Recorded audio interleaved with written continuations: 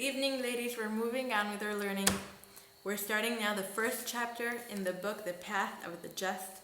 And Ramchal explains to us in the first chapter, he says that the most basic thing that we need to do when we start trying to get as close to Hashem as possible, trying to fulfill our life purpose, he says the first thing we need to do is have clarity of mind. Which means we need to take the time, to dedicate the time to think, really, what is the most important thing in life?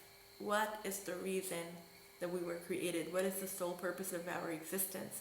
All these questions we already spoke about in the book, Duties of the Heart. We're going back to it, and this is what he says. We need to dedicate the time to understand why we were created. We need to take the time to think why we were put in this world and what is it that we're supposed to be doing in this world.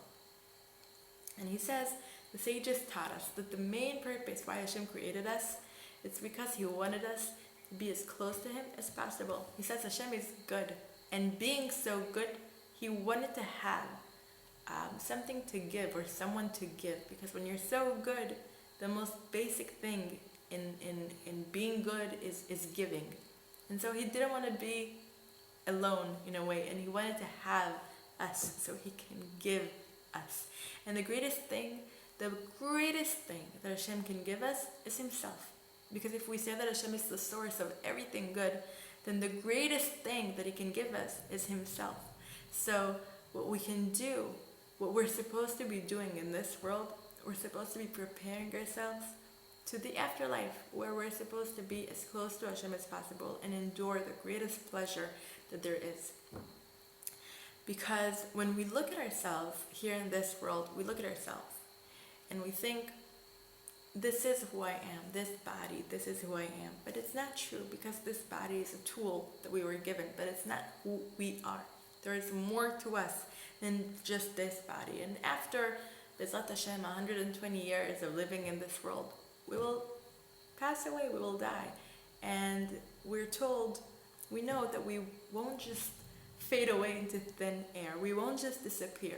We move on. This is a station, and we'll move on to the next station. And in the Talmud, we're told that this world is like a passageway. It's like a hallway leading to the living room, to the main room, to the main life. So we're told that this time here that is limited, this life here, that what we can, thinking about it even, we can understand on our own that this is not the sole purpose. This cannot end here. If we know that Hashem created us in order for us to have pleasures, in order for us to have the greatest pleasure possible, when you look at the life we have here, even if we have a good life, still this world is full of agony, it's full of pain and suffering. B'ezrat Hashem will change when Mashiach comes, but when we look at the world right now, this is not where the greatest purpose of the existence, of the creating of all the worlds, comes to fulfillment. This is not where it happens. So this happens in the afterlife. And when we're here, we're supposed to prepare. We're supposed to bring ourselves to the point that we will deserve this great pleasure of just being as close to Hashem as possible. And how do we do that? By doing the mitzvot, by becoming better people, by doing good things, by being as close to Hashem as possible. And we know that in the Talmud, I'm telling you, that in the Talmud it says that it says two very interesting things. The first thing is, it says that 1 hour, and an hour in Hebrew, especially biblical Hebrew, it doesn't really mean an hour, 60 minutes. It means a small period of time, like a moment. Just a little bit of time in the afterlife with the pleasures that we will get in the afterlife. It's worth so much more than your entire life on this planet. Which means if you could trade your entire life on this planet and get just a brief moment in the afterlife, you would choose the afterlife, because the pleasure you will get there is worth more than all the pleasure you can endure in your entire life here on this planet. But on the other hand, we have another sentence in the Talmud, and it says that if you could trade 1 hour in this world, of doing mitzvot and doing good deeds. And on the other hand, you will have the entire existence, because it's not really time, really, in the afterlife.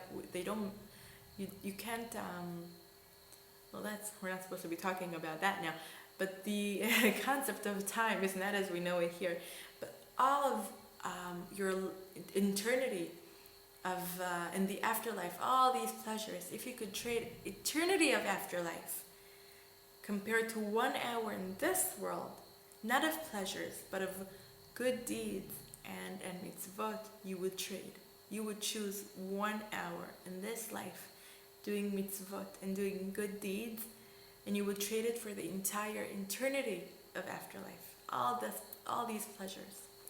So it's like a riddle, like a math equation.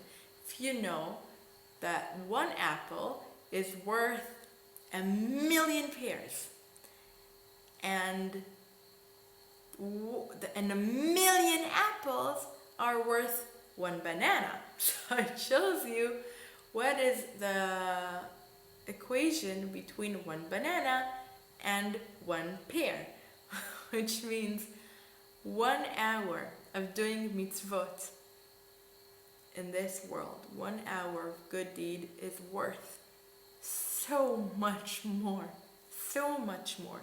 than all the pleasures this world can offer us. And he basically says, don't waste your time here. Don't waste your time chasing pleasures that are not worth much. And they're so tiny compared to the pleasures we will get in the afterlife.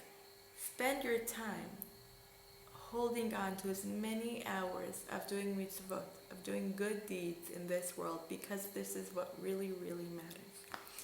And thank you for joining me for another video of learning. Have a good evening. Bye.